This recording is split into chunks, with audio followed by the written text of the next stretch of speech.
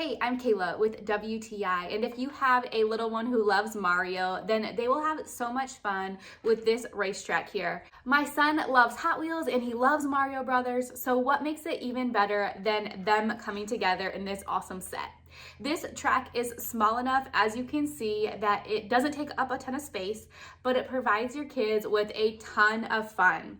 The object is to get past Thwomp without him falling down and crashing into your car. What's also really fun is you do have the option to change the direction in which you go along the track. So the first piece does swivel and allows you to move whether you want to go to the right side of the track or the left side, depending on what you want to do to take your chance against Thwomp.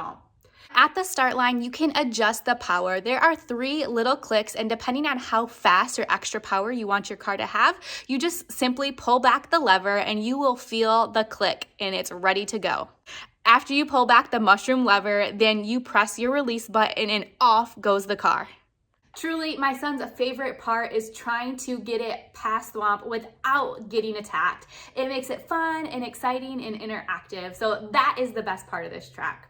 So if you want to have fun with your Mario Brothers cars, definitely check out this Hot Wheels track. And that's my point of view.